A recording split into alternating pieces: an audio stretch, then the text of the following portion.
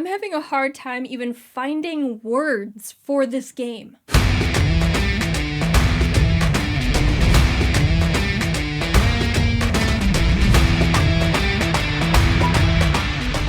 Welcome to From Center Ice. My name is Courtney, and I am here to talk about game number 2 between the Toronto Maple Leafs and the Florida Panthers. But I'm also really just not quite sure what to say about this game. Oh, there is a lot to say, and I have a lot of feelings about it, but most of my thoughts and my feelings about this game don't really translate into actual words. They're more just kind of like,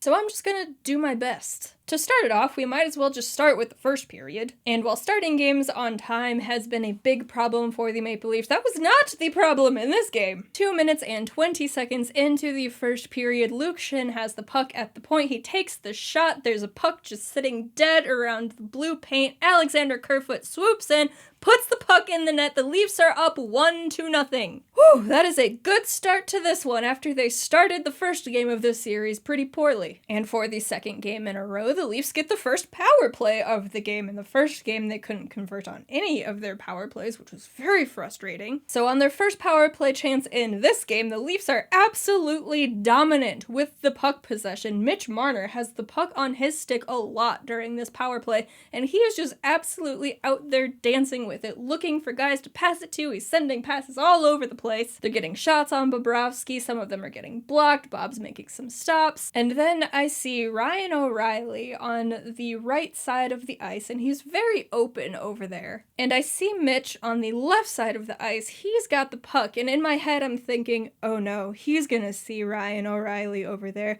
He's gonna try to force this pass through the slot, and it's going to get picked off because there's a lot of guys just right there in the middle of the ice. And then Mitch kinda has to spin with the puck to get full control of it. He looks over and he does see Ryan O'Reilly, and I'm like, oh my god, Mitchie, no, don't do it, and he does it! But this is why he is getting paid millions of dollars, and I am sitting here in my house talking about it because he makes that pass over to Ryan O'Reilly, who absolutely bombs that thing into the net. The Leafs are up 2-0. They finally convert on a power play. And the Leafs are looking good to start this game. They are absolutely bringing it to Florida. While the Leafs looked decent to start the first game, they did get down to that 2-0 hole, and that's why I said they didn't look as great to start that game. But the Panthers were still challenging them. They were throwing a bunch of hits that was knocking the Leafs off of their game a bit. But in this game, we didn't really see any of that. The Leafs were absolutely controlling this thing. And then 11 minutes and 13 seconds into the first period, the puck is along the right wall. Timothy Liljegren is down in the corner. He tries to bat it around the back of the net, but Sam Reinhart is there. He gets the touch on the puck first because John Tavares just falls down, so he doesn't get the puck, and Mark Giordano is just over also along the right wall, you know, where the other defender is, and he looks like he's just kind of standing still, not knowing what is going on. And since the puck was going around the back of the net, you have Sammy looking over his blocker side shoulder. Meanwhile, Reinhart pops that puck out to the front of the net on Sammy's glove side. Lundell is standing there, and he just puts it into the wide open side of the net. The Panthers are on the board, but the Toronto Maple Leafs still have the 2-1 lead. And that is when everything fell apart. You might be thinking, how did that happen? The Leafs still had the lead. That's fine. They have 2 goals. Florida only has 1 goal. That's a good thing. And you know what?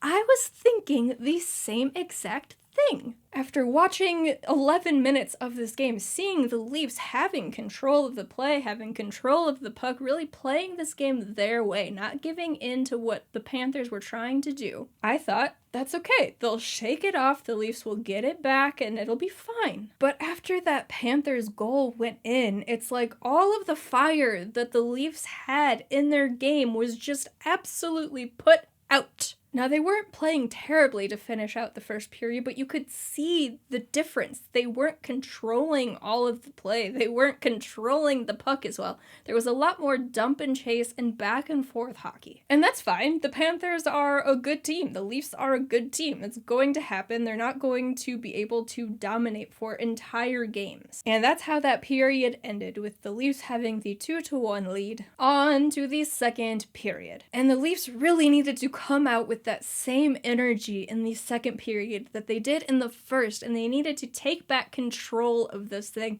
play their game, get another goal or two to increase their lead. Did they do that? Nope, they didn't do that, and this is what I meant by everything fell apart. 19 seconds into the second period, you have Alexander Barkov, the captain of the Florida Panthers, coming down the left wing. He has the puck, he just shoots it at the net, and it goes in. That wasn't a high danger chance. That's one you need a save on. I haven't said many bad things about Ilya Samsonov throughout the first round and through the first game in this one. But that puck cannot go in the net. But it did. The Panthers tie the game 2-2. Less than a minute later, 1 minute and 6 seconds into the second period, the Florida Panthers are back in the offensive zone. Matthew Knies has the puck. He sees Gustav Forsling wide open on the left side. He has a nice little cross-slot pass to him. Samsonov doesn't know where that puck is going. He misreads the entire thing, doesn't follow the puck, and while he does push from his left to his right trying to get over, Forsling has much more of the net to shoot at than he has goalie to shoot at, and the puck goes in. 3-2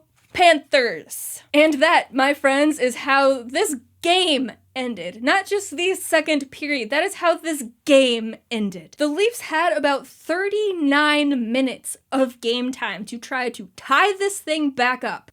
And that just didn't happen. Now, I guess, thankfully, Florida also didn't score any more goals to really pile it on. Ilya Samsonov did make some great stops throughout this game, but he was also really fighting it. He didn't look comfortable in any of those saves. He was sliding way out of his crease to do so. It looked like a couple of those games that he had against Tampa where you're just like, what are you doing? So this game ends 3-2, and the Florida Panthers, now taking this series back to Florida, have a 2-0 lead. I guess you could say on the bright side, the Leafs are undefeated in Florida in the playoffs so far. But they can't rely on that, just like they can't rely on waiting until the last minute of games to have any sort of urgency, because they did that again in this one. Sure, they were getting some scoring chances throughout the second period and throughout the third period, but there was no urgency to their game, and they were mishandling pucks all over the ice.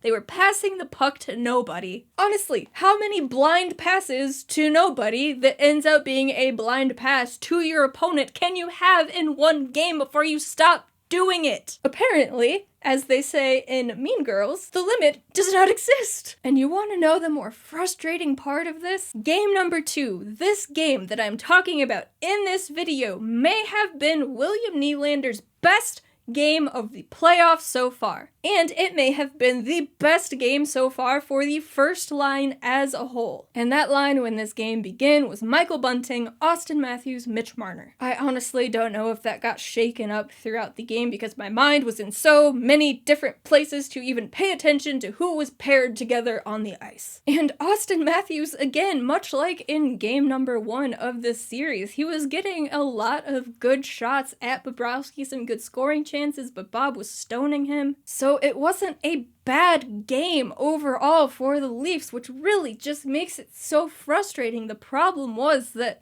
again, there was no intensity, no urgency. They weren't playing like anything is on the line here. And what was on the line is going down 2-0 in a playoff series, a best-of-7 playoff series. The Panthers already have a 2-game advantage on you, and you have to try to get that back. If they consistently play like they did for the first half of the first period of this game, they would have no problem doing so. They would probably win this series in 6 games. But we have seen nothing out of this Maple Leafs team throughout the postseason so far to show us that they can play with any sort of consistency throughout 1 game, let alone 4 games. So can the Leafs win this series? Yeah, of course they can. They're only down 2 games. We've seen teams do it all the time. We saw a team in the first round, the New Jersey Devils were down 2-0 against the Rangers. They won, they're in the second round. But where I have my doubts is when the Leafs faced any sort of adversity in just this game, they completely wilted and could not get back to their game for the next 40 minutes. So now that they're in a 2-0 hole, how are we supposed to expect them to get back to their game at all? We can't expect it, simply because they have not shown it to us. And John Tavares, I don't know if he is playing through some sort of injury that is severely altering his playstyle. I know he was the hero of round 1, scoring the overtime goal to send them past the Tampa Bay Lightning into the second round. Yes, that was a great moment. But aside from that goal, and after his hat trick in Game 2 against Tampa, where has the captain been? Because all I see from him is turning the puck over or falling down behind the net, which helped lead to the first goal for the Panthers. Willie has needed to be better in the playoffs. He had a fantastic game today. Tavares needs to be better in the playoffs if they want to go anywhere. And if he's not, they need to just move him down to the third line, move Ryan O'Reilly up to the second line, because he has been outplaying him by miles. And I haven't even brought up the worst part of this game. And I am going to preface this by saying the officiating is not the reason the Leafs lost this game. I don't want to hear any arguments. Listen to me once again. The officiating is not the reason the Leafs lost this game. So if you are thinking about going into the comments and saying, oh, typical Leafs fan complaining about the refs, yeah, I don't want to hear it. The officials, the refs, the officiating of this game is not the reason the Leafs lost. Do we have that clear? Okay, I will proceed. The Toronto Maple Leafs got the first 2 power plays in this game. Good. Fine. They were actual penalties, and they were called. I didn't really know why they called charging on Matthew Knies against Knies, but whatever. Anyhow, as we know, in the playoffs, the officials very much do not want to call 3 penalties, 4 penalties in a row against one team. So because of that, and this is also kind of where the game took a turn, the Panthers knew that after they took the first 2 penalties of the game, they were basically going to have to murder somebody on the ice to get the next penalty. So what did they do? They started hacking and whacking and hitting high and hitting guys outside of where the play was and hacking and whacking some more. Michael Bunting got a slash to the hand, causing his glove to fall off. No call. Mitch Marner gets high-sticked.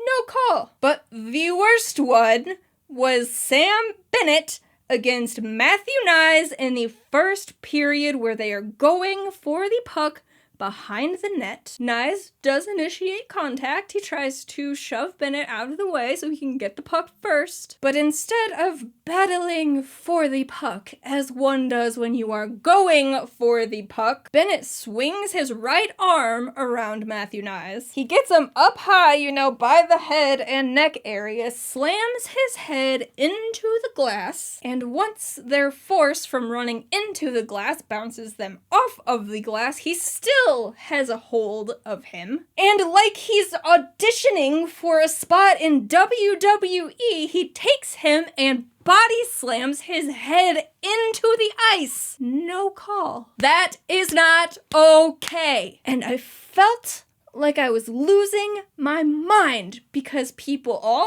over the internet who weren't Leafs fans were like, it's Knies' fault. Oh, Matthew Knies is so soft. What's wrong with that? Oh, Leafs fans cannot handle the playoffs. Sam Bennett had Matthew Knies by the head, wrapped up in his arm, and he slams his head into the ice. Tell me how that is okay. When this whole play started, before they were ever wrapped up, they were going for the puck. That is perfectly fine. You can have contact when you are going for the puck. By the time they were going into the boards, the puck was gone. No puck around. So if nothing else, that should have been interference. You can simply not slam somebody's head into the ice. He pretty much had him in a headlock and then just dropped his body. Again, like I said, like he was auditioning for a spot in WWE. That is not a hockey play.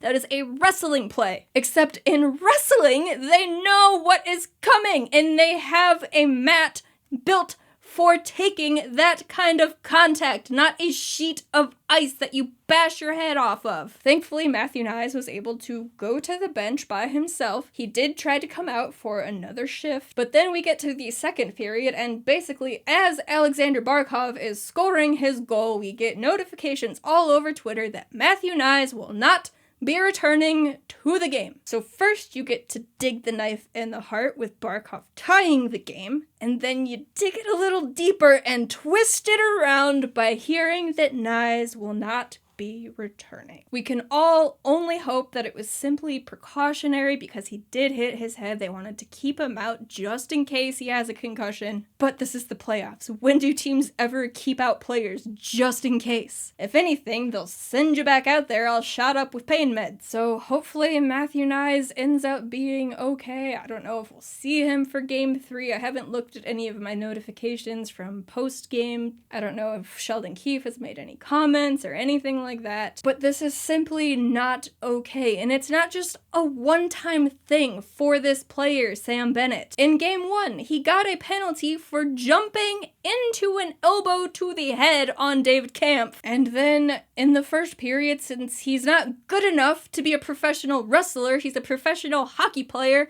and he slams Matthew Knies down to the ice. And then, in the second period, the Leafs finally got another power play, but you know why? Because Sam Bennett with the cross-check to the neck of Michael Bunting, and not only did he cross-check him in the back of the neck, but while he's down on the ice, because you know he got cross-checked in the back of the neck, Sam Bennett, not good enough for the WWE, takes his hockey instrument, because he's a professional hockey player, in two hands and tries to crack the spine of Michael Bunting by cross-checking him right in the back, making him fall down even further to the ice he was already down on for being cross-checked in the back of the neck. This is why I was not able to pay attention to what the line combinations were for the rest of the game. And partially also because my head is pounding right now from watching that game and everything that came along with it. So here's the deal again. The officiating,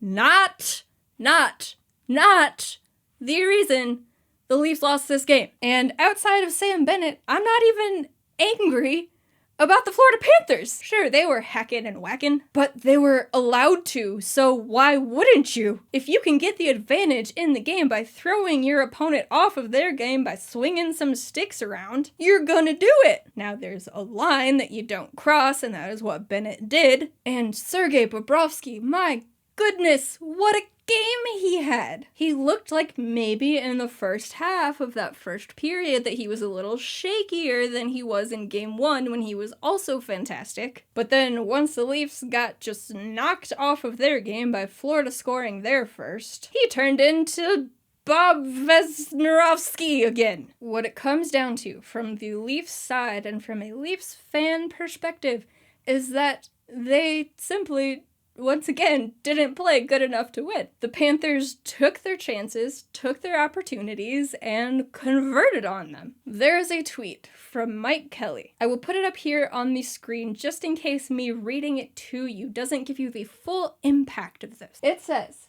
Maple Leafs goals against in Game 2. Turnover, goal 3 seconds later. Turnover, goal 4 seconds later. Turnover, goal 8 seconds later.